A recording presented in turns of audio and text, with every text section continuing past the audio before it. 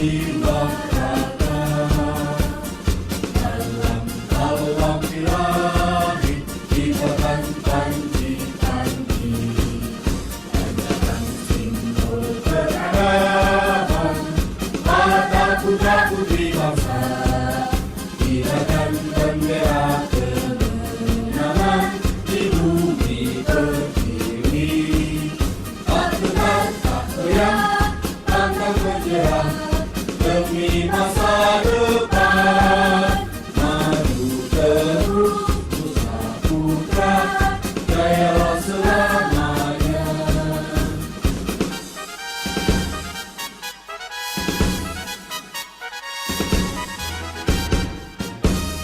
Benturan Nusa Putra satukan jiwa raga dalam birahi kita kan janji-janji adakan simbol peradaban pada putra-putri bangsa kita kan bendera kemenangan di bumi pertiwi tak tegar tak goyah pantang menyerah demi masa depan maju terus Nusa Putra jayalah selamanya maju terus Nusa Putra jayalah selamanya.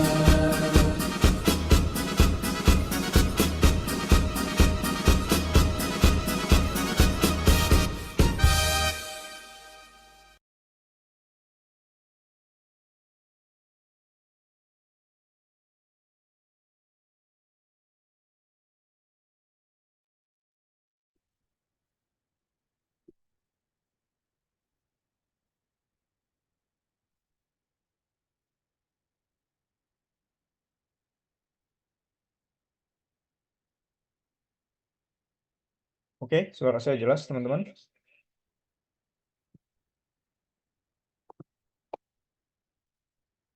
Jelas, Pak. Jelas. Oke, kita mulai ya. Assalamualaikum warahmatullahi wabarakatuh. Waalaikumsalam warahmatullahi wabarakatuh. Eh, jadi pertemuan kali ini pertemuan minggu kemarin ya. Jadi yang pertemuan minggu ini belum kita laksanakan. Nanti untuk kelas reguler yang jadwalnya hari Jumat, kita libur atau enggak ya Jumat nanti? Atau masih masuk? Libur tanggal merah. Tanggal merah. Nah, kalau tanggal merah, nanti kita ada, jadi sebenarnya ada pilihan, kalau untuk yang kelas reguler yang hari Jumat ya, bisa digeser ke hari Sabtu, kuliah secara offline, sesuai jadwal biasa. Kalau misalnya masuk jam 8 hari Jumat, hari Sabtunya juga masuk jam 8, kalau masuk jam 10, hari Jumat juga masuk jam 10. Nah, tapi itu opsional, takutnya banyak yang berkeberatan. Kalau yang berkeberatan berarti kita online gitu. Tapi kalau misalnya mau digeser, silahkan. Saya hari Sabtu ada di kampus. Tapi kalau misalnya tidak bisa hadir, berarti kuliahnya secara online lagi. Oke, karena materi kita hari ini akan ada di UTS, maka saya minta ke kalian semua untuk bisa mempelajarinya dengan lebih fokus. Kemudian juga untuk sesi terakhir, kemungkinan juga akan ada di UTS. Maka dari itu, sekali lagi materi belum tersampaikan.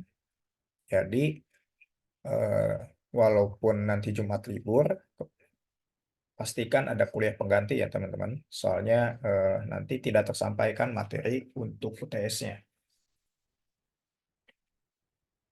Dan untuk pertemuan ketujuh, seperti biasa kan, kalau pertemuan ketujuh kita hanya review pertemuan pertama sampai pertemuan ke-6. Dan untuk soal UTS-nya sendiri, kisi-kisinya nanti kan seperti biasa, seperti semester 1 di pengantar akuntansi, saya berikan di pertemuan ketujuh untuk kalian pelajari. Gitu. Oke, untuk materi sekarang adalah materi lanjutan dari minggu kemarin, yaitu tentang metode harga pokok pesanan dengan menggunakan full costing. Kalau minggu kemarin atau di pertemuan kemarin kan kita hanya sebatas membahas teoritikalnya atau konsepnya.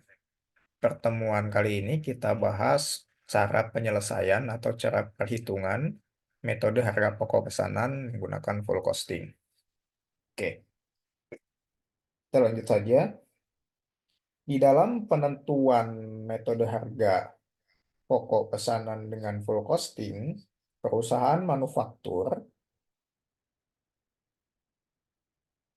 perlu menggunakan alat bantu yang namanya adalah kartu harga pokok atau job order cost sheet. Jadi setiap pesanan yang diterima oleh perusahaan, perusahaan menuliskannya ke dalam kartu harga pokok untuk mengetahui berapa harga jualnya. Nah, di sini sendiri kartu harga pokok berfungsi sebagai rekening pembantu yang digunakan untuk mengumpulkan biaya produksi tiap pesanan produk. Nah, biaya produksi apa saja sih yang dikumpulkan di dalam kartu harga pokok atau job order cost sheet ini? Di sini ada biaya produksi bahan baku, ada biaya produksi tenaga kerja, kemudian ada biaya produksi overhead pabrik. Jadi ketiga jenis biaya inilah yang dimasukkan ke dalam kartu harga pokok atau job order cost sheet. Jadi ketiga biaya tersebutlah yang akan kita hitung nantinya. Kemudian di dalam kartu harga pokok ada informasi-informasi apa saja sih yang bisa kita dapatkan. Di sini ada PT Elionasari. Ini adalah perusahaan yang menggunakan metode harga pokok pesanan di dalam penentuan harga jualnya. Kemudian di dalam kartu harga pokok juga ada nomor pesanan. Di sini misalnya A101, kemudian ada jenis produknya, misalnya di sini undangan. Kemudian ada tanggal pesan, itu 2 Januari, tanggal selesai 22 Januari. Jadi masa penyelesaiannya adalah 20 hari dari awal memesan hingga produk itu jadi. Kemudian pemesannya siapa di sini? Pemesannya misalnya di sini PT Rimendi. Kemudian sifat pesanannya segera. Jumlah yang dipesannya adalah 500 eksemplar dan harga jualnya adalah 500.000. Kemudian di dalam kartu harga pokok atau job order cost sheet terdiri dari yang pertama adalah tabel biaya bahan baku, yang kedua adalah tabel biaya tenaga kerja, kemudian tabel yang ketiga adalah biaya overhead pabrik. Sorry, bukan tabel ya. Di dalam kartu harga pokok terdiri dari tabel. Yang pertama adalah di kolom ke-1 adalah biaya bahan baku, di kolom kedua adalah biaya tenaga kerja, dan di kolom ketiga adalah biaya overhead pabrik. Gitu ya. Jadi ini adalah ilustrasi dari kartu harga pokok yang digunakan oleh perusahaan manufaktur untuk menentukan harga pokok pesanan secara full costing. Gitu. Kemudian kita langsung ke contoh soal. Kalian pahami? Di sini, di dalam contoh soal, PT Eliona berusaha dalam bidang percetakan atau perusahaan ya. Perusahaan dalam bidang percetakan. Percetakan tuh biasanya produknya apa aja sih? Ada mencetak undangan, brosur, pamflet, spanduk, baliho. Ini adalah produk-produk yang biasanya diproduksi oleh perusahaan percetakan. Kemudian, semua pesanan diproduksi berdasarkan spesifikasi dari pemesan. Jadi, semua pesanan antara satu pesanan dengan pesanan yang lain berbeda spesifikasinya. Jadi, tidak sama. Ya.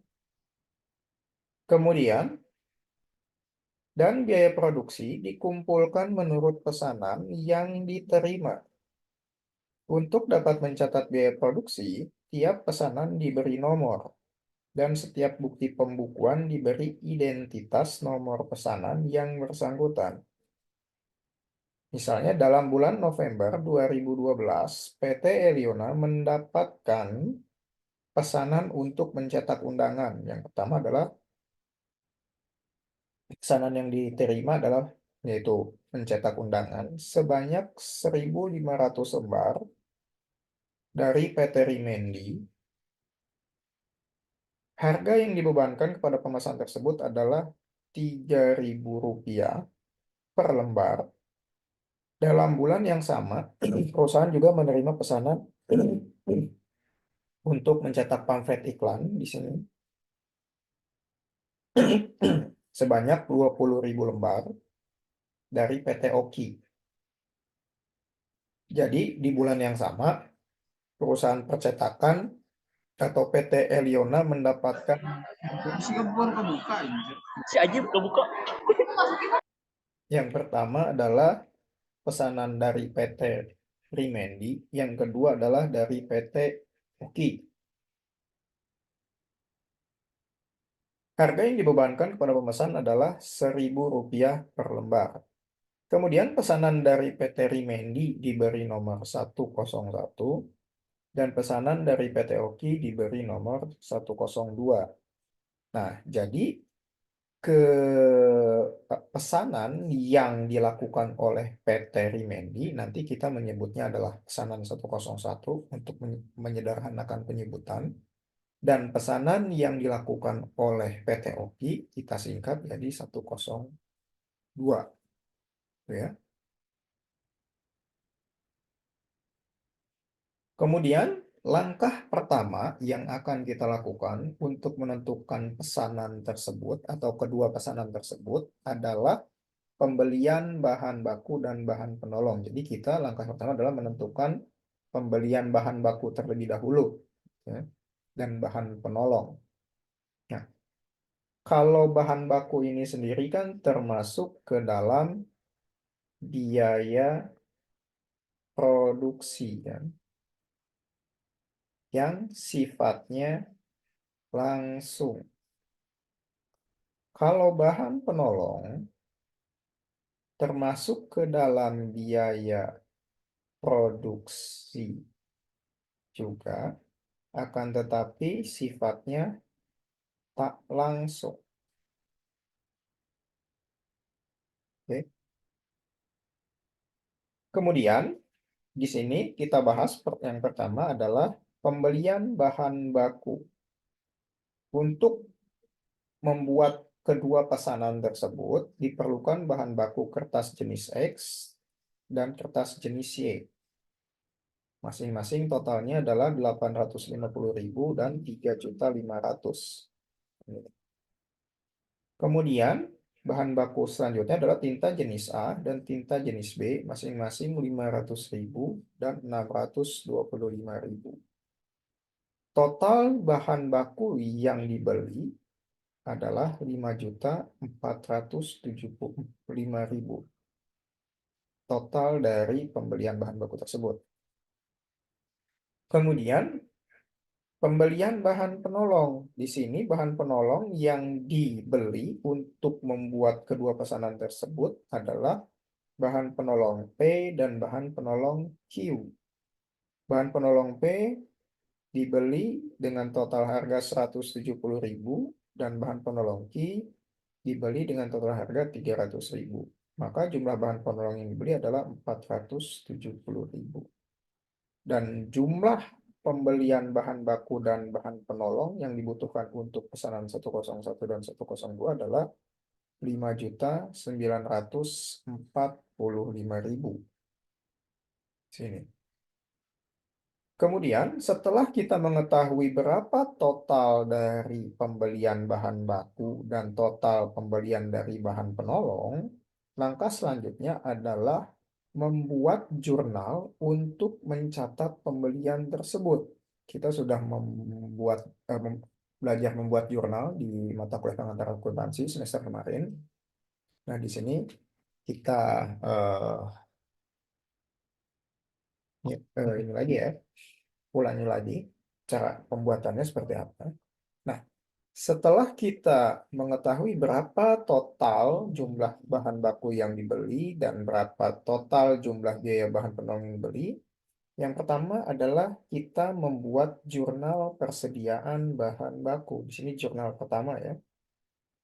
Di debit adalah persediaan bahan baku, di kredit adalah utang dagang. Kenapa utang dagang? Bukan karena pembelian bahan bakunya dibeli secara kredit ya, atau secara ngutang. Akan tetapi, kenapa di kreditnya utang dagang? Karena produknya masih dalam proses dan belum diberikan kepada si pemesan. Jadi si perusahaan mempunyai hutang dagang ke si pembeli atau si pemesan. Ya. Seperti saya misalnya punya hutang ngajar kalian sebanyak berapa? 8 kali pertemuan lagi. Kalian kan udah mesen saya di awal semester. Kalian kan bayar SPP kan di awal semester. Kalian memesan saya untuk 14 kali pertemuan mengajar. Dan saya sekarang baru memenuhi 5 pertemuan mengajar. Jadi ada 9 pertemuan lagi hutang saya yang belum saya berikan ke kalian. Atau 9 kali ngajar lagi yang belum saya laksanakan. Jadi gitu ya, kenapa di sini di kreditnya disebutnya adalah hutang dagang. Kemudian, jurnal kedua yang harus ditulis untuk pembelian bahan baku dan bahan penolong adalah jurnal tentang persediaan bahan penolong di debit dan di kredit sebagai hutang dagang. Nah, kenapa di hutang dagang? Penjelasannya sama dengan di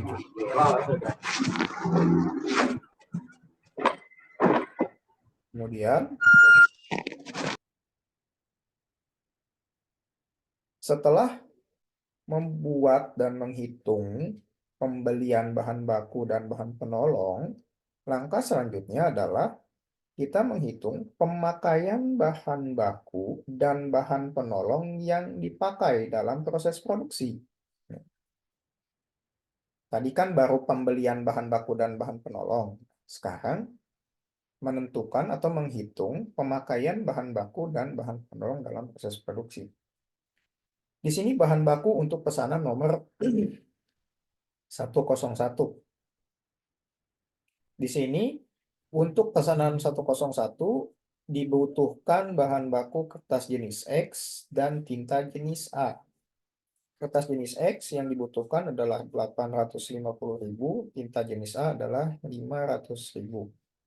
Jumlah bahan baku pesanan 101 totalnya adalah menjadi 1.350.000. Kemudian bahan baku untuk pesanan 102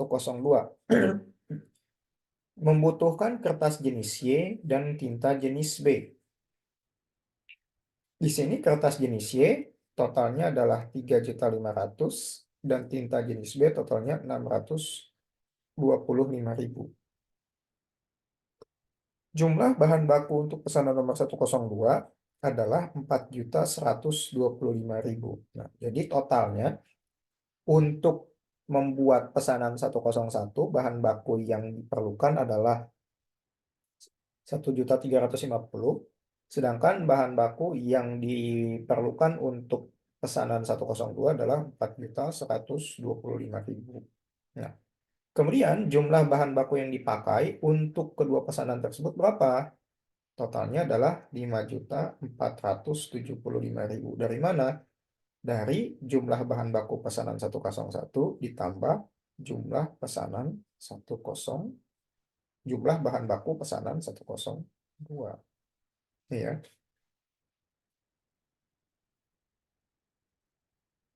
Kemudian, langkah selanjutnya adalah memasukkan pembelian bahan baku dan bahan penolong yang sudah dipakai tadi ke dalam kartu harga pokok.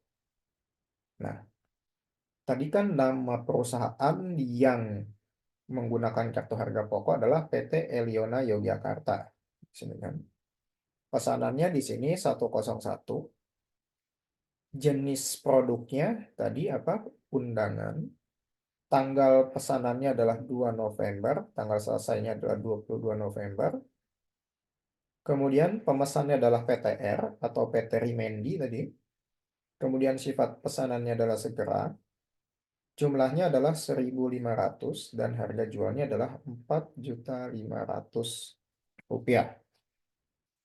Nah, kemudian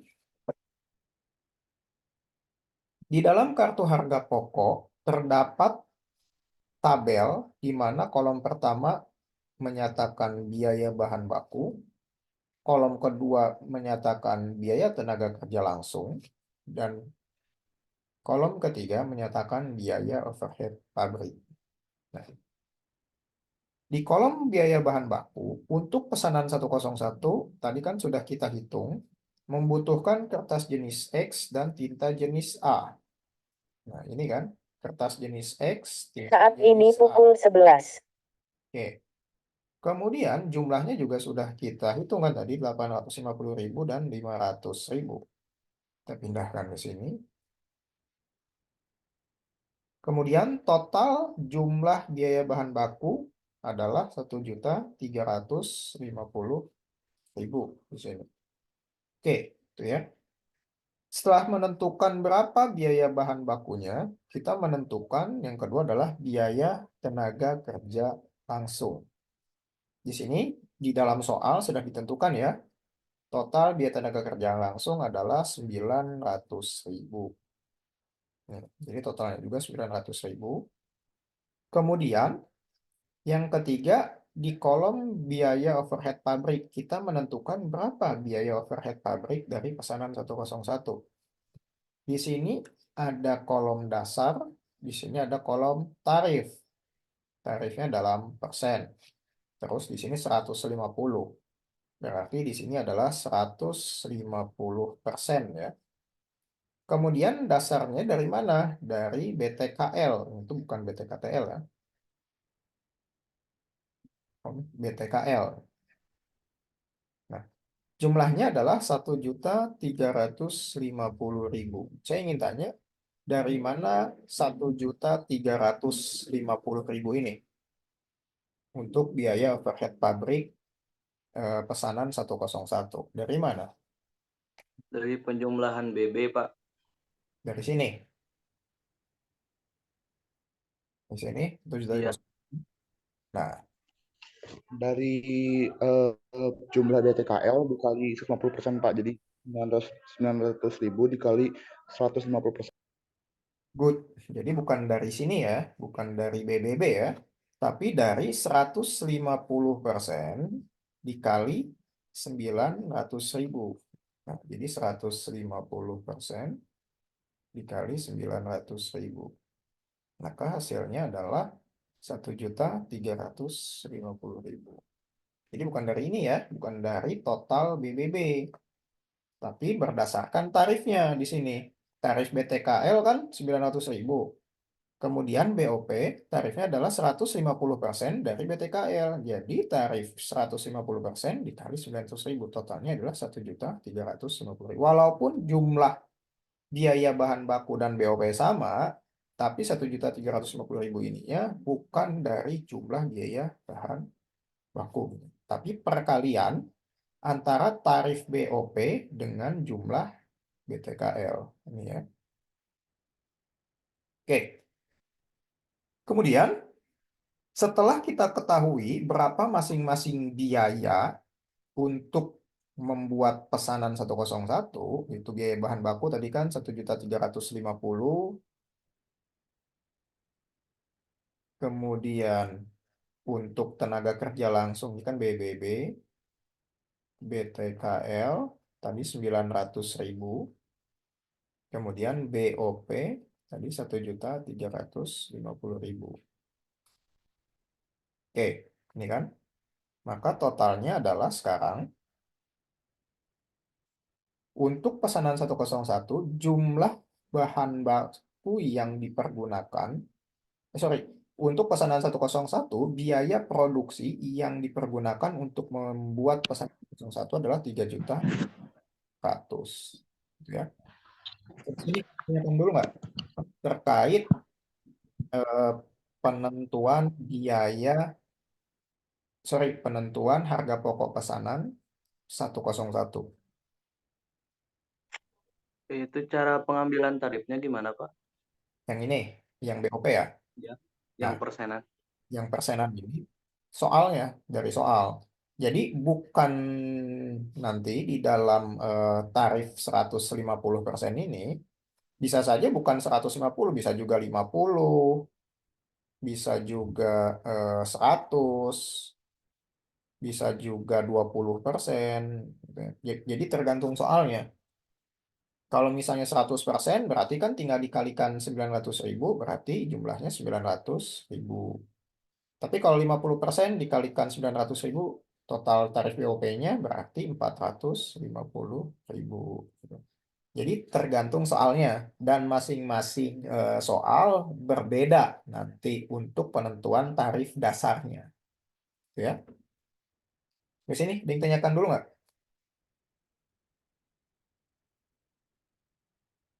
Nah, kalau tidak ada, kita lanjut ke pesanan 102. Kalau tadi di pesanan 101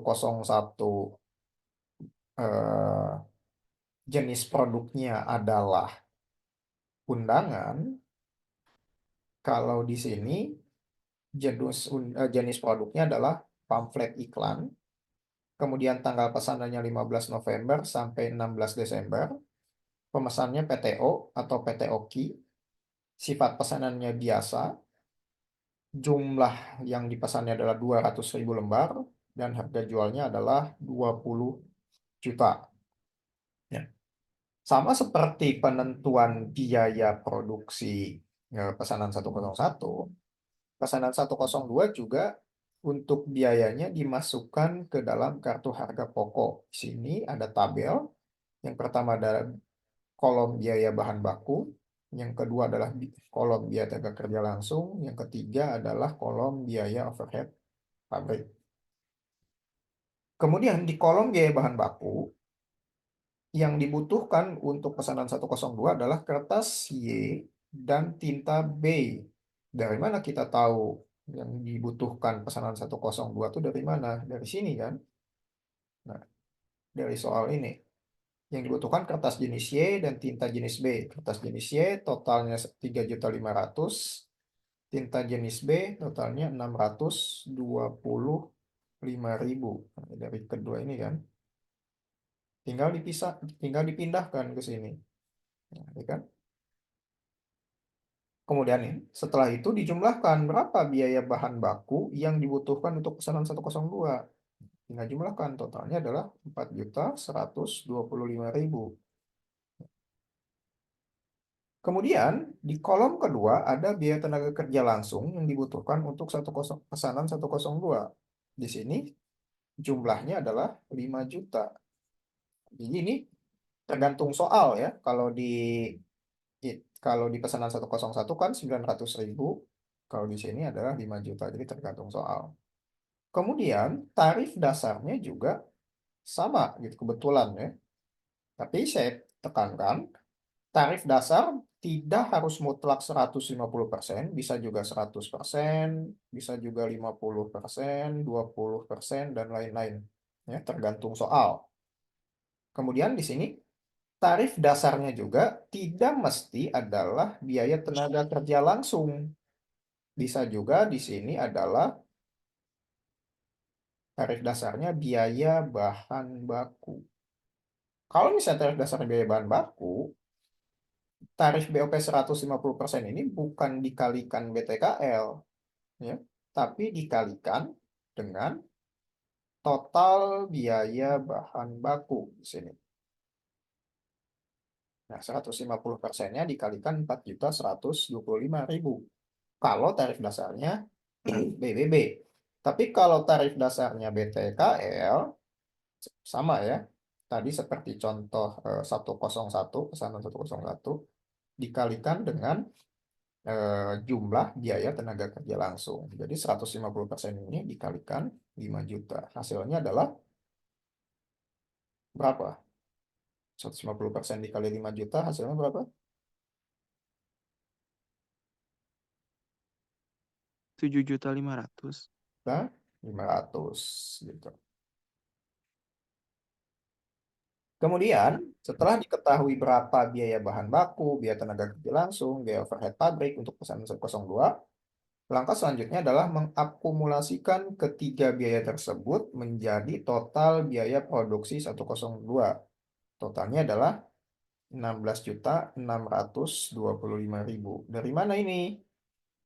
Dari total biaya bahan baku yang ini, ditambah biaya tenaga kerja langsung, ditambah biaya overhead pabrik. Gitu ya. Sampai sini ada yang ditanyakan dulu nggak, teman-teman? Terkait penentuan harga pokok pesanan 102. Sebelum kita lanjut, ada yang ditanyakan dulu? Nah, Pak, oke. itu dua itu sudah dari soal apa gimana? Yang mana? Jual RP 20 juta. Tuh. Yang ini, 20 juta. Nah, ini kan dari soal yang sudah kita bahas tadi. Kenapa ini bisa 20 juta? Nah, kita lihat di sini. Di contoh soal PT Eliona kan di sini.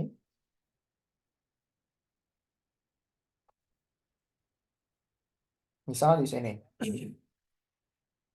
Dalam bulan November, di sini kan, PT Eliona mendapatkan pesanan untuk mencetak undangan sebanyak 1.500 lembar dari PT Rimendi. Harganya yang dibebankan kepada pemesan tersebut adalah Rp3.000. Jadi untuk PT Rimendi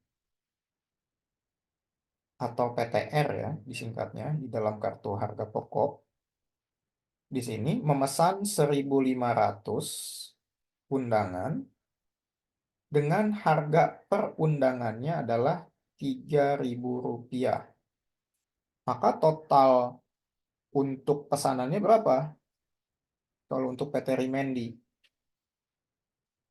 4.500.000. 4.500.000. Ini untuk pesanan 101 dari PT Rimendi.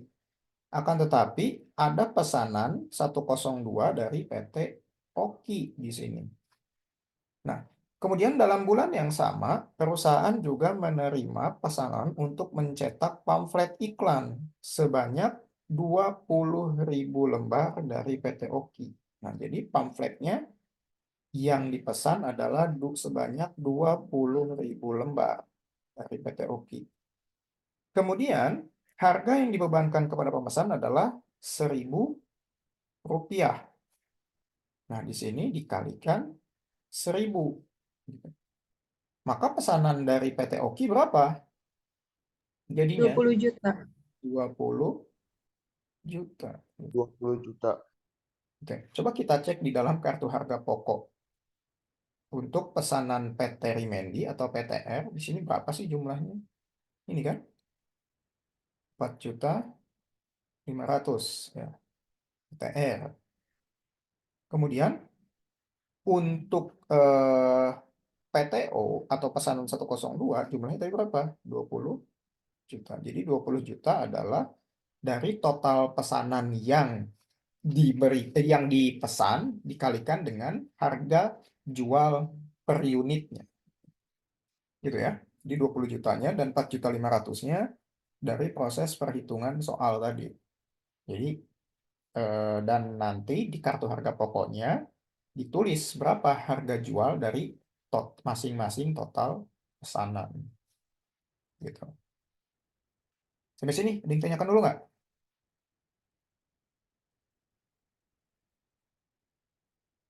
Jelas ya? Tadi baru penentuan harga pokok, tadi baru penentuan biaya bahan baku, dari baru penentuan biaya produksi, yaitu menghitung biaya bahan baku, biaya tenaga kerja langsung, dan BOP. Nah, sedangkan bahan penolong kan tadi belum kita hitung. Oke. Di sini tadi kan di dalam soal ada dua jenis bahan penolong, yaitu bahan penolong P dan bahan penolong Q untuk bisa membuat pesanan 101 dan 102 kan. Tadi juga sudah kita bahas di dalam soal berapa masing-masing bahan penolong yang dibutuhkan untuk membuat kedua jenis pesanan tersebut. Di sini bahan penolong P dibutuhkan totalnya adalah 100.000 dan bahan penolong Q dibutuhkan di sini adalah 200.000. Maka jumlah bahan penolong yang dibutuhkan untuk memproduksi kedua pesanan tersebut adalah 300.000. Ya.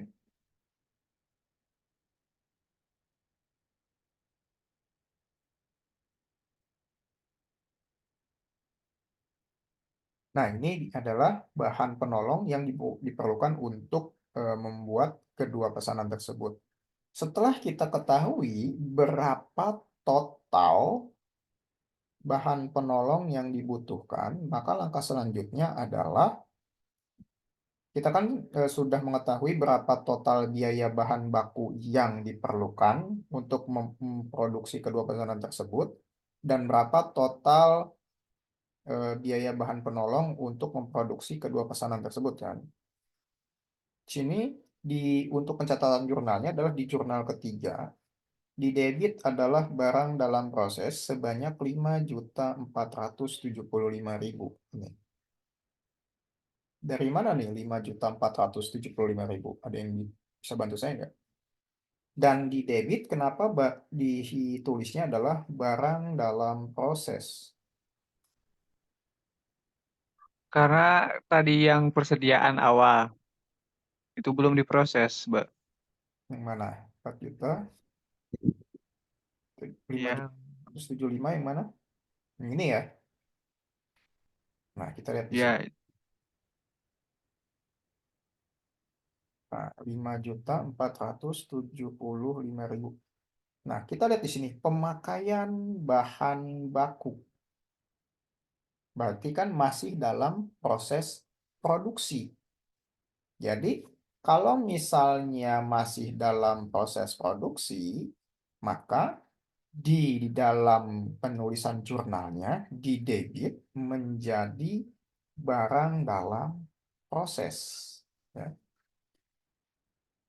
Kemudian di kreditnya menjadi persediaan bahan baku. Ya. Jadi bahan bakunya ini masih dalam proses produksi. Makanya di debitnya ditulisnya adalah barang dalam proses. Nah, akan tetapi di jurnal yang keempat, di sini kita lihat penulisan di debit adalah biaya overhead pabrik sesungguhnya sebanyak 300.000 dan di kredit persediaan bahan penolong. Kenapa nih? Di jurnal keempat, di debit, adalah biaya overhead pabrik. Kenapa?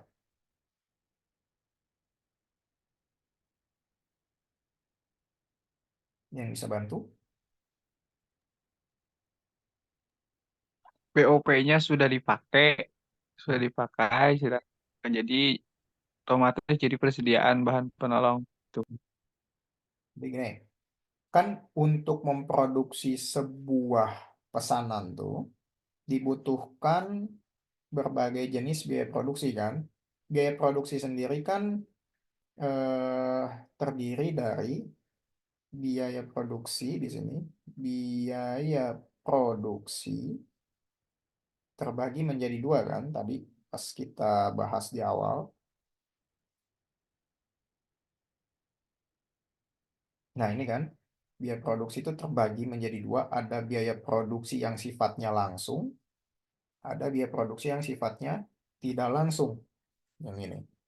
Nah, kalau biaya produksi yang sifatnya langsung di sini, kemudian biaya produksi yang sifatnya tak langsung juga kan terbagi dua ini kan. Kalau yang sifatnya langsung adalah biaya yang berpengaruh langsung terhadap proses produksi. Contohnya apa aja? Saya ingat biaya bahan. Biaya bahan baku, Biaya tenaga kerja langsung. BOP, sama BTKL. Nah, kalau yang langsungnya hanya ini. Ya. Kemudian yang tak langsungnya adalah BOP. BOP. Oke. Nah, karena biaya bahan baku tadi yang ini adalah biaya produksi yang sifatnya langsung, maka di dalam pencatatan jurnal yang ketiga ditulisnya adalah BDP atau barang dalam proses. Tapi kalau bahan penolong kan tadi di awal sudah kita bahas, bahan penolong adalah jenis biaya produksi yang sifatnya tidak langsung. Kalau bahan penolong sifatnya tidak langsung, di dalam penulisan jurnalnya, di dalam jurnal keempat di sini, bukan barang dalam proses, akan tetapi BOP atau biaya overhead pabrik. Ya. Semua biaya produksi yang sifatnya langsung di dalam pencatatan jurnalnya disebutnya adalah BDP atau barang dalam proses. Tapi kalau biaya produksi yang sifatnya tidak langsung di dalam penulisan jurnalnya disebut BOP atau biaya overhead pabrik. Itu ya. Kenapa nggak ditulis aja di sini langsung bukan barang dalam proses, langsung aja biaya bahan baku gitu biar nggak bingung, ya kan? Akan tetapi jangan lupa di dalam pencatatan akuntansi kita harus patuh pada aturan yang namanya kalau di Indonesia adalah PSAK, gitu ya. Untuk apa? Supaya pencatatan atau laporan keuangan yang kita buat antara satu perusahaan dengan perusahaan lainnya sama. Ya. Kalau misalnya gimana kita gitu ya, secara penulisan jurnalnya, pelaporan keuangan antara satu perusahaan dengan perusahaan lainnya pasti beda gitu. Karena tidak sesuai dengan aturan.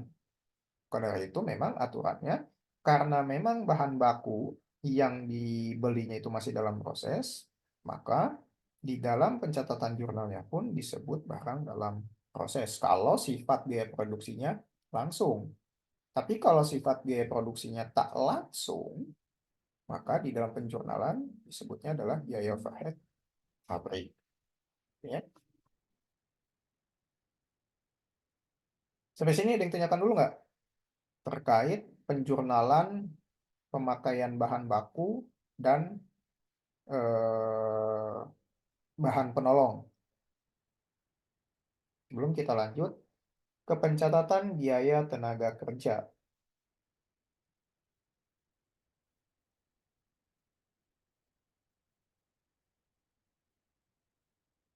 Oke, kita lanjut ke pencatatan biaya tenaga kerja di sini.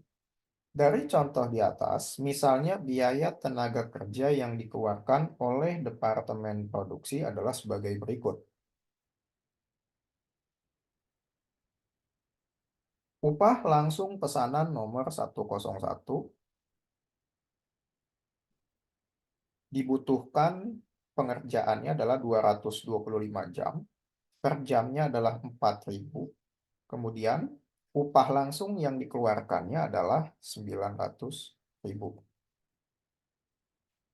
Kemudian upah langsung pesanan nomor 102. Dibutuhkan 1.250 jam, per jamnya 4.000. Total biaya yang harus dikeluarkan, upah langsung yang harus dikeluarkan untuk pesanan 102 adalah 5 juta. Kemudian di sini ada upah tidak langsung. Totalnya adalah 3 juta. Tadi kan sudah kita bahas kan, biaya produksi itu terbagi menjadi 2. Ada yang sifatnya langsung, ada yang sifatnya tidak langsung. Yang langsung tadi kan contohnya BBB, BTKL, ya kan? Kalau yang tidak langsung contohnya adalah EOP. Ini untuk biaya produksi. Akan tetapi selain biaya produksi, ada lagi yang namanya biaya non-produksi. Kalau biaya produksi adalah biaya yang berhubungan langsung maupun tidak langsung dengan proses produksi.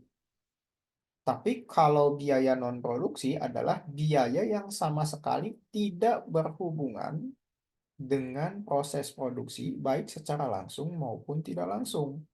Contohnya di sini siapa? Yaitu gaji karyawan administrasi dan umum, kemudian gaji karyawan bagian pemasaran. Ini kan nggak memerlukan, ini kan tidak berpengaruh langsung maupun tidak langsung, ya kan, untuk bagian pemasaran dan umum, ya, di dalam proses produksi. Nah, maka dari itu, walaupun sama-sama gaji atau upah, akan tetapi pencatatannya berbeda di dalam penentuan harga pokok pesanan, gitu ya, walaupun sama-sama upah, gitu. Ya. Nah, kemudian di sini jumlah upah tidak langsungnya adalah 8.900.000. Ini ditotalkan kan. Berarti ini jumlah upah langsung maupun tidak langsung totalnya adalah 8.900.000. Kemudian jumlah gaji karyawan administrasi dan umum di sini adalah 4 juta. Kemudian gaji karyawan pemasaran di sini 7.500.000. Kemudian jumlah gaji karyawan administrasi dan pemasaran adalah totalnya 11.500.000. Kemudian jumlah biaya tenaga kerja yang harus dibayarkan berapa? Yaitu gabungkan antara biaya produksi yang ini kan dengan biaya non-produksi. Biaya non-produksi kan tadi adalah gaji pemasar, kemudian gaji administrasi, ya. Jadi digabungkan. Totalnya adalah 20.400.000. Jadi 8.900.000 ditambah 11.500.000. Oke ya. Nah, setelah kita mengetahui berapa total jumlah upah langsung maupun tidak langsung dengan jumlah biaya non-produksi, maka langkah selanjutnya adalah mencatat biaya tenaga kerja tersebut ke dalam jurnal. Ya. Jadi kita mencatat biaya tenaga kerja tersebut ke dalam jurnal. Nah, akan tetapi di dalam pencatatan biaya tenaga kerja tersebut melalui 3 tahap. Tahap yang pertama adalah pencatatan biaya tenaga kerja yang terhutang oleh perusahaan. Maksudnya yang terhutang apa? Yaitu perusahaan belum membayar gaji karyawannya. Ya, perusahaan belum membayar gaji. Nah, kalau perusahaan belum membayar gaji, bagaimana pencatatan jurnalnya? Di sini, di jurnal kelima, didebit sebagai gaji dan upah sebanyak 20.400.000. Dikredit Ini agak kurang sini ya. Sebanyak 20.400.000 juga. Akan tetapi namanya adalah utang gaji dan upah. Kenapa namanya utang gaji dan upah? Karena perusahaan belum membayar gaji dan upah para karyawan. Ya. Dan bagaimana nanti penulisannya setelah perusahaan membayar gaji dan upah para karyawannya? Nah, sebelum perusahaan membayar hutang gaji dan upahnya, di sini langkah yang kedua atau tahap yang kedua adalah mencatat distribusi biaya tenaga kerja. Nah, jadi perusahaan harus tahu tenaga kerja mana saja atau karyawan mana saja yang belum dibayarkan upah atau gajinya. Jadi dicatat dulu distribusi biaya tenaga kerjanya. Di sini di debit ada barang dalam proses sebanyak 5.900.000. Dari mana 5.900.000 ini? Yang bisa bantu nggak? Dari mana 5.900.000?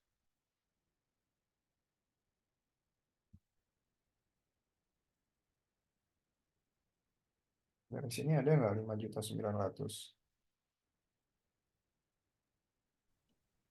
Dari upah langsung pesanan 01, 101 dan 102. Ini kan?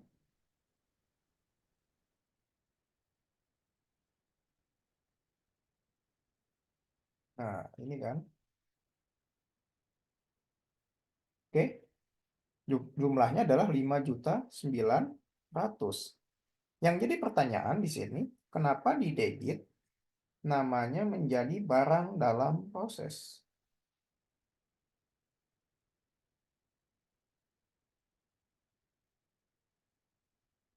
Jadi kan sudah kita bahas, kalau biaya produksi,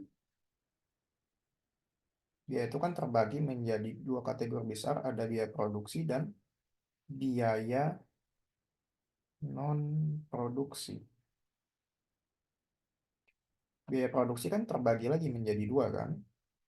Ada biaya produksi yang sifatnya langsung. Contohnya apa aja? Tadi apa aja? Ada biaya bahan baku, Baku, biaya tenaga kerja langsung. Tenaga kerja langsung. Kemudian ada yang sifatnya tak langsung. Contohnya adalah apa tadi? biaya BOP. overhead pabrik, Overhead pabrik. Ini untuk biaya produksi. Tapi ada juga biaya non-produksi. Contohnya tadi apa? biaya pemasaran, biaya administrasi umum. Pemasaran, administrasi, dan umum. Nah, kalau untuk biaya produksi yang sifatnya langsung, tadi kan sudah kita bahas ya, pencatatannya di dalam jurnal menjadi barang dalam proses. Di sini kan ada dua kan, itu BBB dan BTKL. Jadi upah yang sifatnya langsung termasuk ke dalam biaya produksi dan ke dalam jurnal ditulisnya adalah barang dalam proses. Nah, demikian juga dengan bahan baku, bukan hanya tenaga kerja langsung ya. Kita lihat di bahan baku sebelumnya. Nah, di sini.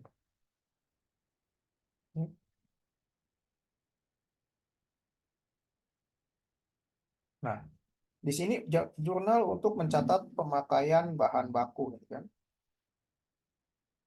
Di debit di sini kan, ya 5.475.000 di debit adalah barang dalam proses, ya kan?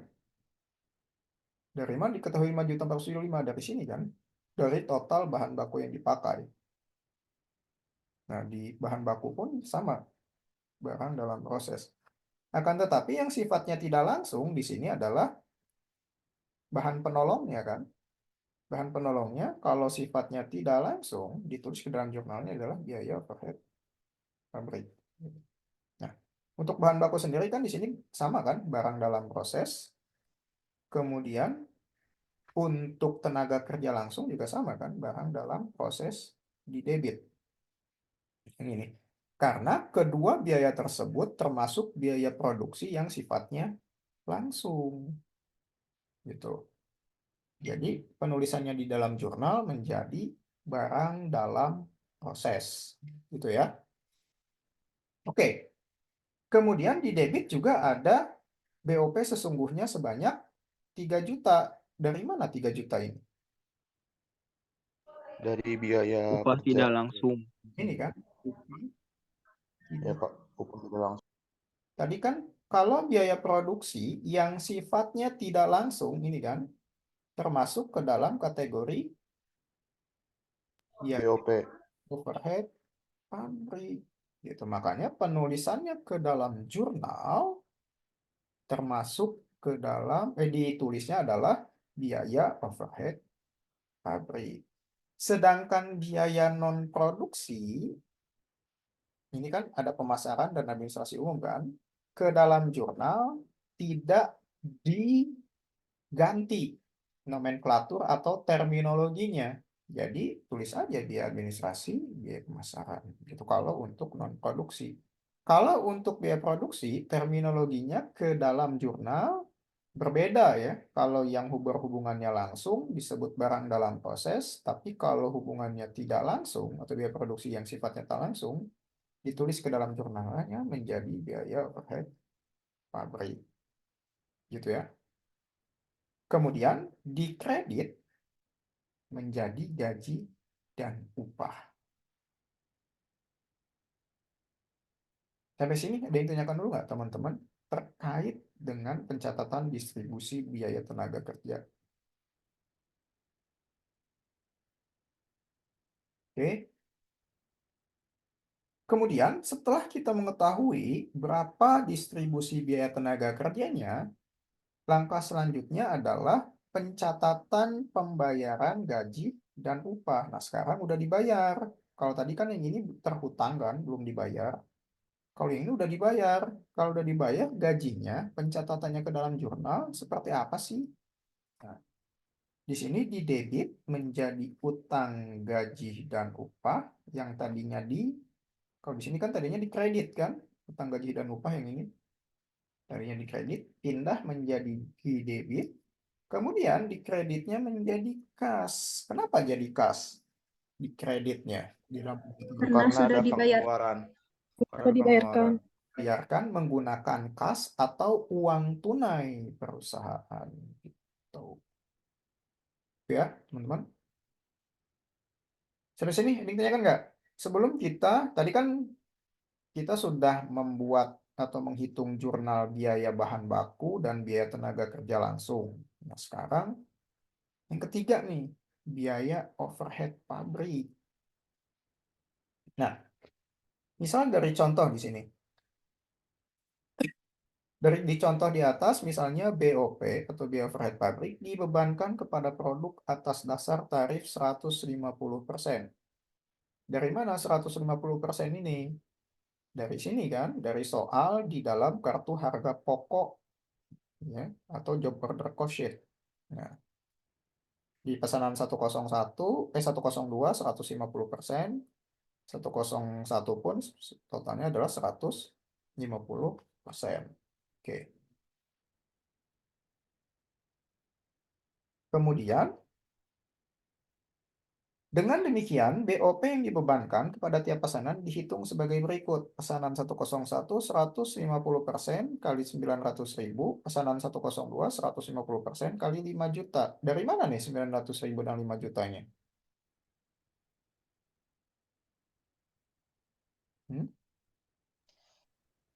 Dari Dari BTKL dikali biaya tenaga kerja 150%. Dari tarif Biaya dasar. BOP. tenaga BTKL. Dari tarif dasar yang good. Berarti dari sini kan. Ini bukan BTKTL ya. BTKL. Kebanyakan ini ya. Dari sini, sini. Tuh. Oke. Kemudian Langkah selanjutnya adalah menjumlahkan biaya overhead pabrik kedua pesanan tersebut. Nah, ini kurang ke sini ya. Ini harusnya 1.350.000. Kemudian yang ini 150% dikali 5 juta adalah 7.500.000. Maka ditotalkan 1.350.000 ditambah 7.500.000, hasilnya adalah 8.850.000. Nah, setelah diketahui berapa biaya overhead pabriknya, langkah selanjutnya adalah kita mencatatnya ke dalam jurnal untuk mencatat pembebanan biaya overhead pabrik kepada pemesanan. Tersebut adalah di sini di debit adalah barang dalam proses, di kredit menjadi BOP yang dibebankan. Oke. Nah, itu untuk perhitungan biaya overhead pabrik berdasarkan tarif dasarnya. Nah, akan tetapi kan jenis BOP itu macam-macam. Nah, misalkan dari contoh di atas, BOP sesungguhnya, ini kan, BOP sesungguhnya terjadi selain biaya bahan penolong sebanyak 300.000 dan biaya tenaga kerja tak langsung sebanyak 3 juta. Ya kan? Bahan penolong dan upah tak langsung ini kan termasuknya ke dalam biaya overhead pabrik yang sudah tadi kita bahas kan. Ternyata selain kedua jenis biaya ini, BOP juga terdiri dari berbagai jenis biaya lainnya. Salah satunya contohnya di sini ada biaya depresiasi mesin 1.500.000, biaya depresiasi gedung 2 juta. Depresiasi itu apa sih? Penyusutan, Pak. Penyusutan atau pengurangan nilai aktiva. Ya, oke, good. Kemudian biaya asuransi gedung pabrik dan mesin 700.000, biaya pemeliharaan mesin 1 juta, biaya pemeliharaan gedung 500.000. Nah, ini juga termasuk ke dalam kategori biaya overhead pabrik selain yang ini. Ya. Jadi bagaimana penulisannya di dalam jurnal jika di dalam pembuatan pesanan 101 dan 102 tersebut memiliki biaya overhead pabrik selain bahan penolong dan upah tak langsung. Gitu. Nah, selanjutnya adalah membuat jurnal ke-9 untuk menuliskan biaya overhead pabrik selain BOP dan selain bahan penolong dan upah tak langsung tadi di sini. Nah, ini agak kurang ke sini ya. Di sini di debit adalah BOP sesungguhnya, di kredit menjadi di sini ada akumulasi depresiasi mesin, kemudian ada akumulasi depresiasi gedung, isi 1,5 juta, 2 juta, kemudian ada perskot asuransi, ada persediaan suku cadang, ada persediaan bahan baku. Nah, yang jadi pertanyaan, yang tadinya di sini biaya kan, pas pencatatan ke dalam jurnal berubah menjadi akumulasi, persekot, dan persediaan. Kenapa nih kira-kira? Untuk biaya depresiasi mesin dan gedung, di kredit Bayar. masih depresiasi mesin.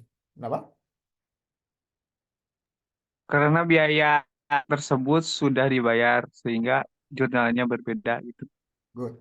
Karena keseluruhan biaya overhead pabrik tadi sudah dibayar, makanya berbeda. Gitu ya. Contoh perskot, maksudnya perskot asuransi di sini adalah logikanya gini kan. Kalau kalian bayar asuransi BPJS kan, kalian sakit dulu, apa bayar dulu? Kalau asuransi, Bayar dulu. bayar kan? Bayar dulu misalnya 1 bulannya 200.000. Tapi kan kalian nggak sakit. Kalian nggak sakit, tapi tetap masih harus bayar asuransi. Makanya sudah dibayar akan tetapi sakitnya belum gitu. Gitu ya, makanya disebutnya perskot. Kemudian ini persediaan suku cadang, persediaan bahan bangunan. Ya kan? Di sini biaya pemeliharaan gedung, biaya pemeliharaan mesin. Contohnya, kan kalau pemeliharaan gedung tuh kan supaya gentengnya nggak bocor atau catnya nggak pudar gitu kan. Misalnya kalian beli genteng bangunan terlebih dahulu, akan tetapi bocornya belum gitu. Tapi kalian udah beli gentengnya, jaga-jaga buat supaya misalnya nanti bocor gitu. Makanya di sini kalau sudah dibayarkan tersebut dan sudah dibeli misalnya bahan bangunannya, di sini diganti menjadi persediaannya gitu. Gentengnya mah udah ada gitu. Tapi kan bocornya belum gitu.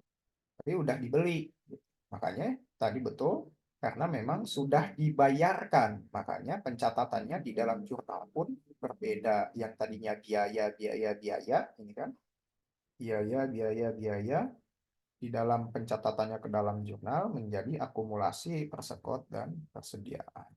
Oke, good. Nah, itu untuk jurnal ke-9 di dalam menentukan biaya overhead pabrik selain upah tak langsung dan bahan penolong. Nah, setelah itu bagaimana caranya untuk menutup BOP atau biaya overhead pabrik? Nah, kita memerlukan yang namanya jurnal penutup. Gitu. Nah, di sini dijelaskan di jurnal ke-10, di debit menjadi BOP yang dibebankan, di kredit menjadi BOP sesungguhnya. Tuh. Nah, setelah kita menutup jurnal, kita sudah menutup BOP ke dalam jurnal, langkah selanjutnya adalah kita menghitung selisih BOP-nya.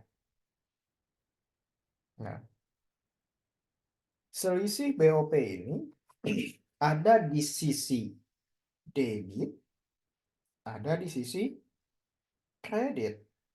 Nah, di sisi debit terdapat di jurnal 4, 6, 9. Nah, BOP sendiri tidak mesti ada di jurnal 4, 6, dan 9, tergantung ya.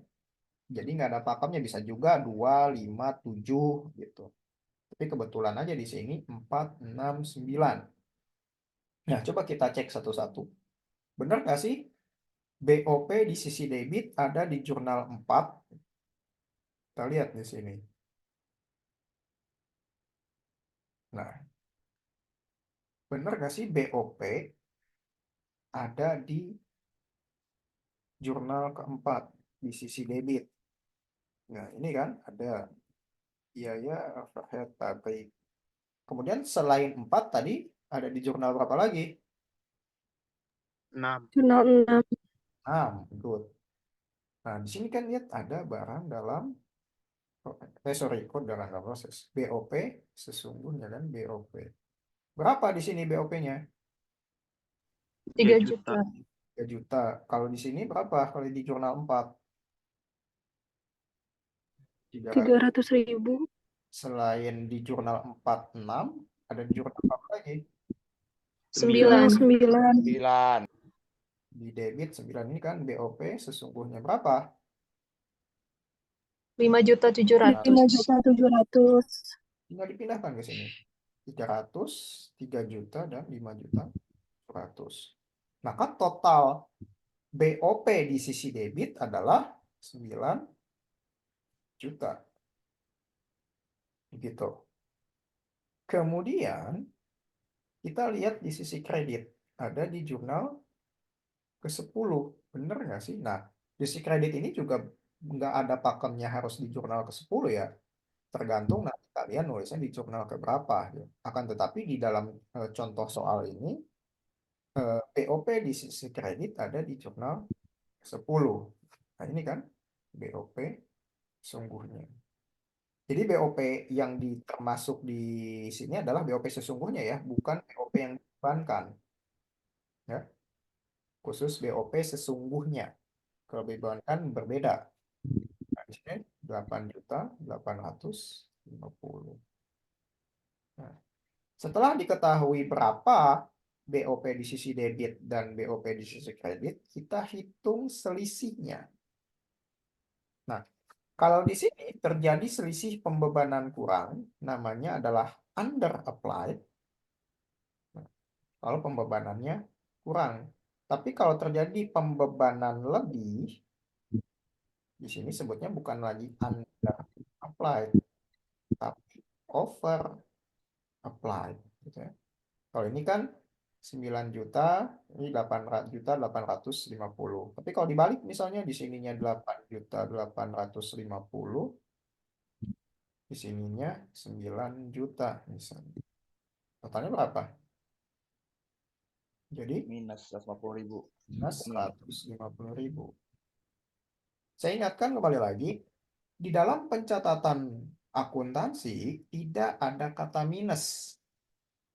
Cuman di sini kalau yang ini tadi under applied kan karena selisih kurang. Kalau yang ini minus ya kan karena selisih lebih disebutnya adalah over applied.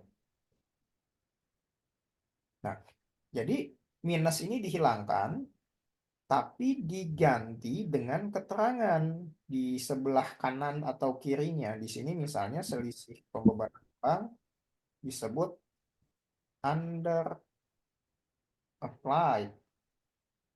Tapi kalau hasilnya minus 150.000, jangan ditulis minusnya, tapi ganti dalam kurungnya menjadi over applied. Seperti misalnya kalau rugi, ya kan? Kalau misalnya pendapatan dikurang biaya kan, baru kita bisa mengetahui berapa laba atau ruginya. Misalnya pendapatannya di sini 10 juta. Biayanya adalah yang dikeluarkan sebanyak 8 juta. Maka di sini adalah laba sebanyak berapa? 2 juta. 2 juta. 2 juta. Tapi kalau misalnya di sini pendapatannya adalah 8 juta, kemudian biayanya adalah 10 juta, maka di sini bukan minus 2 juta ya, minusnya dihapus. Tapi yang tadinya laba di sini tulis menjadi Rugi. Rugi. ada minus di dalam pencatatan akuntansi. Gitu. Kemudian setelah kita ketahui berapa selisih BOP-nya, langkah selanjutnya adalah memasukkannya ke dalam jurnal 11. Di debit di sini selisih BOP. Kemudian di kredit adalah BOP sungguhnya. Gitu. Itu untuk pencatatan jurnal biaya overhead pabrik. Nah, dikit lagi nih. Kemudian, ada yang tanyakan dulu nggak? Yang jurnal 10, Pak, dari mana itu 8 juta? Yang ini, 8.850.000. Ya. Ini kan, dari kredit ini kan, 8.850.000. Kalau dari awal muasalnya, 8.850.000 adalah dari BOP tarif dasar 150% yang ini. Ya, 1.350 ditambah 7.500. 8.850 dari sini awal mulanya. Akan tetapi digunakan di berbagai pencatatan jurnal seperti jurnal 8, kemudian jurnal 10 gitu ya. Gitu ya. Oke, kita lanjut ke pencatatan harga pokok produk jadi.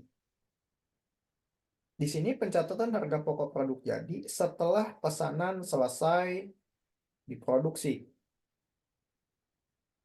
Di sini adalah biaya bahan baku 1.350.000, BTKL 900.000, BOP 1.350.000. Maka jumlah harga pokok pesanan 101 totalnya adalah 3.100.000. Dari mana 3.600.000?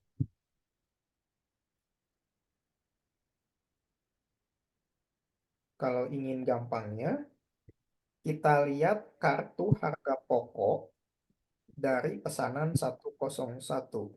Nah, di sini jelas berapa biaya bahan bakunya, BTKL-nya, dan BOP-nya. Ini kan 1.350.000, 900.000, 1.350.000, totalnya 3.600.000. Ini. Tinggal dipindahkan ke pencatatan jurnal ke-12 di sini. Ini kan 1.350, 900, 1.350, 3.600. Nah, kemudian bagaimana pencatatan jurnalnya di dalam jurnal ke-12? Di debit menjadi persediaan produk jadi, di kredit menjadi BDP. BBB, BDP tadi kan barang dalam proses. BDP BTKL dan BDP BOP. Jadi produk jadi itu awalnya dari barang dalam proses. Gitu ya. Kemudian, bagaimana pencatatan harga pokok produk dalam proses di sini?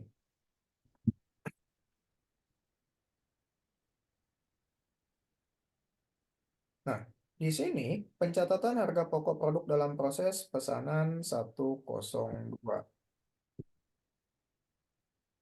Yaitu kita kalau tadi kan secara singkat kita melihat di kartu harga pokok, ya kan? Nah, kalau misal, tapi kita juga bisa menghitung sendiri selain melihat kartu harga pokok tadi. Itu biaya bahan baku apa saja sih yang diperlukan untuk memproduksi pesanan 102? Tadi kan ada kertas jenis Y, tinta jenis B. Totalnya ada 3.500.000. Untuk kertas jenis Y dan tinta jenis B, totalnya adalah 625.000.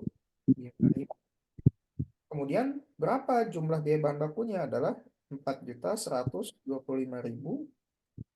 Tenaga kerjanya itu berapa? 5 juta. Kemudian BOP-nya berapa? 150% dari BTKL kan?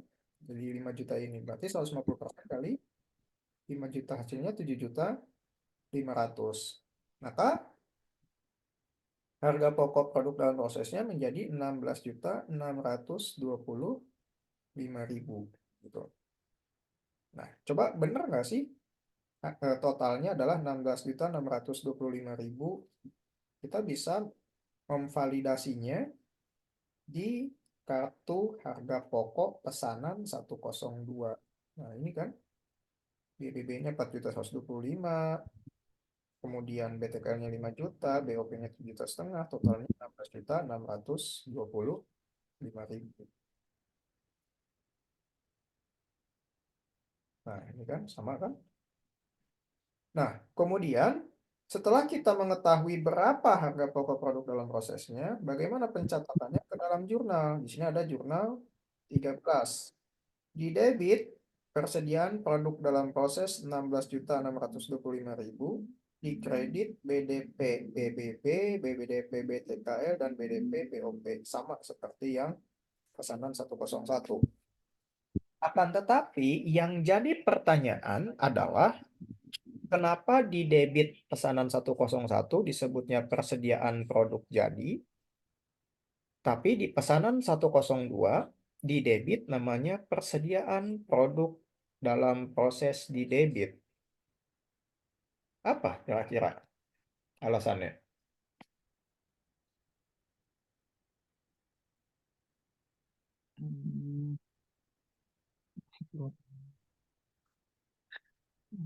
Karena pesanan 101 didahulukan dulu karena tenggatnya itu hanya 20 saja, 20 saja. Sedangkan pesanan untuk 102 jarak untuk deadline pesanan itu cukup panjang. Nah, kita lihat di kartu harga pokok pesanan 101. Sini ya. Kita lihat di sifat pesanan di sini.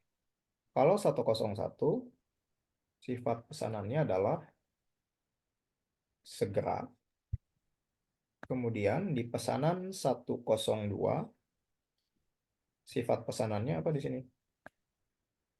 Biasa. Biasa. Ya. Jadi betul tadi, kalau misalnya 101 diasumsikan atau diilustrasikan, pesanannya itu sudah selesai diproduksi dan sudah diterima oleh pemesan. Nah, ini dia keterangannya kan.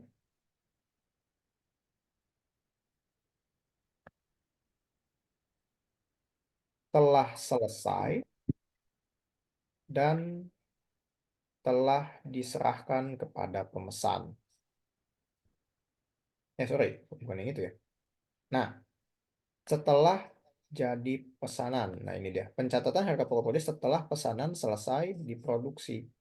Jadi, diilustrasikan kalau pesanan 101 ini sudah selesai diproduksi dan sudah diberikan kepada pemesan. Berbeda halnya dengan pesanan 102 yang ini. Diasumsikan di sini pesanannya belum beres atau masih dalam proses. Ataupun sudah jadi akan tetapi belum diberikan ke si pemesan. Ya. Contohnya gini. Saya menjual laptop saya ke kalian gitu ya. Kalian sudah membeli, sudah pesan laptop saya gitu. Kalau misalnya laptopnya belum saya berikan ke kalian, laptop ini kan masih milik saya gitu kan, dan masih diakui di dalam pencatatan laporan keuangan di dalam aset. Jadi laptop ini masih aset saya, walaupun misalnya sudah kalian pesan untuk dibeli gitu, tapi belum diberikan ke kalian. Nah, ini masih bisa diakuin milik saya gitu. Tapi kalau misalnya sudah diberikan ke kalian, laptop saya yang sudah kalian pesan, berarti saya sudah tidak Saat bisa ini pukul memakai, 12. gitu ya. Dan sudah tidak bisa diakui di dalam laporan pencatatan keuangan di dalam aset, gitu. Ataupun eh, yang penentuan ataupun yang harga pokok dalam proses yang ini produknya belum selesai diproduksi. Misalnya, kalau tadi kan pesanan 101 tenggatnya 20 hari. Kalau yang satu lagi kan tenggatnya adalah 31 hari kan. Nah, misalnya di hari ke-21 produk yang pesanan 101 sudah selesai diproduksi, akan tetapi kan untuk pesanan 102 belum selesai diproduksi kan, masih dalam proses. Karena masih di hari ke-21. Selesainya kan di hari ke-31. Gitu ya.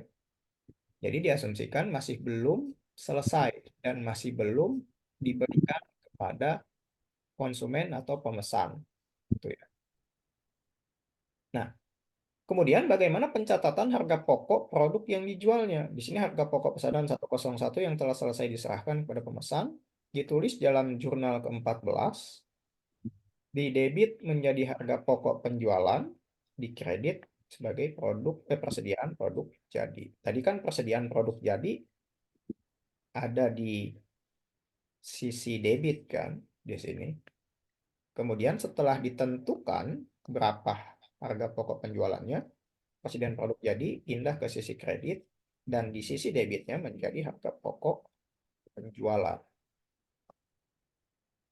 Nah, kemudian jurnal terakhir atau 15, pesanan 101 memesan 1.500 lembar undangan dengan harga jual 3.000 per lembar dengan harga total 4.500.000. Berarti kan 1.500 dikali 3.000. Hasilnya 4.500.000. Maka penulisan dalam jurnalnya gimana? Di debit menjadi piutang dagang, di kredit menjadi penjualan gitu.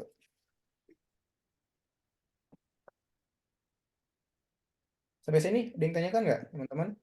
Terkait materi penentuan harga pokok pesanan menggunakan metode full costing part kedua. Ada yang tanyakan? Maaf, Bapak izin bertanya, yang di pencatatan biaya overhead itu kan di jurnal 10-nya udah penutup BOP, jurnal penutup BOP. Kenapa ada jurnal ke-11 lagi? Yang ini. Oke, good. Kalau BOP yang di jurnal ke-10, ini kan jurnal penutup BOP dari keseluruhan BOP. Kan BOP tadi itu ada bahan penolong, upah tak langsung, dan biaya depresiasi mesin, depresiasi gedung, asuransi, pemeliharaan mesin, pemeliharaan gedung. Nah, ini adalah total BOP dari keseluruhan tersebut di jurnal ke-10. Tapi kalau di jurnal ke-11, di sini kan kita menghitung selisih BOP kan. BOP tadi kan ada di sisi debit dan di sisi kredit. Nah, selisih tersebut harus dihitung dan selisihnya harus dicatat ke dalam jurnal supaya kita tahu apakah selisihnya itu selisih kurang atau selisih lebih. Nah, makanya kan di jurnal ke-11 di sini juga perlu jurnal penutup lagi gitu untuk supaya balance nanti di dalam pencatatan laporan keuangannya. Kemarin kan di pengantar akuntansi antara sisi debit dan sisi kredit kan harus balance kan, atau di laporan neraca, laporan laba rugi itu kan harus balance antara sisi kanan dan sisi kiri gitu. Nah, gunanya adalah seperti itu jurnal ke-11 karena kan di jurnal ke-10 kita belum tahu selisihnya berapa antara BOP sisi debit dan sisi kredit. Kita hanya tahu berapa total keseluruhan BOP. Tapi selisih antara sisi debit sama kreditnya kan belum gitu. Makanya perlu dihitung supaya nanti pencatatan di dalam laporan keuangannya bisa balance gitu. Nanti di Baik, Bapak, terima kasih. Nanti di pertemuan ke-6 nanti kita akan bahas metode harga pokok proses. Nah, nanti kita bahas di sana pembuatan neraca, laporan keuangan seperti apa sih gitu. Lanjutan dari ini. Oke, jika tidak ada seperti biasa. Nah, ini dia. Ada latihan soal panjangan ya. Walaupun panjang, tapi saya tekankan apa namanya? Jawabannya sangat singkat. Saya kirimkan dulu ke grup ya.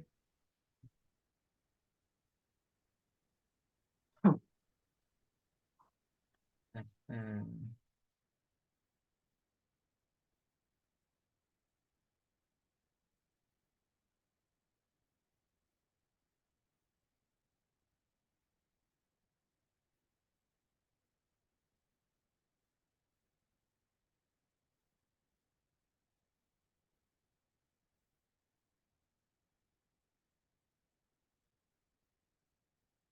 Oke. Nah, untuk kelas reguler, seperti biasa, dikirim ke alamat email Wahyu, double U ya, Mulyadi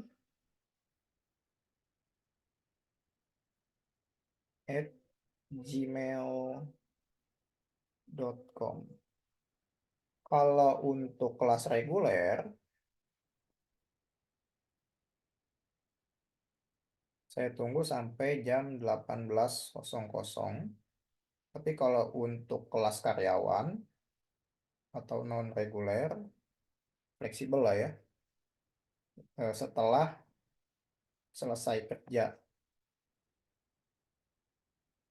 Ya. Jadi kalau untuk kelas reguler, saya tunggu sampai jam 18.00. Kemudian untuk kelas karyawan, kerjakan setelah selesai kerjanya. Dan nanti video recording yang sudah kita lakukan di sesi kelima ini saya akan share di grup juga dan saya akan upload ke YouTube. Jadi silahkan nanti untuk dipelajari ulang. Untuk yang belum sempat seperti kelas R tadi kan, katanya kelas R masih dalam perjalanan karena baru selesai kuliah. Jadi pelajari di recording video sesi kelima yang saya upload ke YouTube, ya. Seperti biasa, ubah huruf X menjadi angka terakhir pada NIM. Terus di sini berdasarkan informasi di atas, buatlah jurnal yang diperlukan berdasarkan metode harga pokok sama. Jadi jurnalnya aja. Tidak perlu kalian membuat kartu harga pokok. Ya. Jadi jurnalnya aja biar cepat aja lah. Dan nggak terlalu banyak. Nah, untuk kehadiran sendiri absensi, untuk kelas reguler, saya lihat dari siapa yang mengumpulkan tugas. Gitu. Sampai sini, ada yang tanyakan teman-teman? Sebelum kita akhiri, dan jangan lupa karena hari Jumat untuk kelas reguler libur ya. Tapi saya nggak takutnya juga Sabtu Minggu cuti bersama ya. Kemungkinan kita online ataupun kalau minggu depan masih bisa masuk, kita akan secara offline. Jadi sesuai kondisi aja ya teman-teman. Tapi saya ingatkan ada satu materi lagi yang kemungkinan akan ada di UAS yang belum tersampaikan. Jadi entah itu secara offline atau online, kita harus ada sesi pertemuan sekali lagi untuk membahas materi hingga selesai. Nah, untuk sesi ketujuhnya itu kan kita hanya review dari sesi 1 sampai 6. Walaupun tidak ada pertemuan, mungkin kalian bisa mengerjakan kisi-kisi soal yang nanti saya berikan untuk UTS. Gitu. Sampai sini ada yang tanyakan, teman-teman? Dan intinya kan? Cukup ya? Cukup nggak? Cukup, Pak. Oke, kalau cukup, saya akhiri. Selamat siang semuanya. Assalamualaikum warahmatullahi wabarakatuh. Waalaikumsalam warahmatullahi Waalaikumsalam warahmatullahi wabarakatuh. wabarakatuh. Terima kasih, Bapak.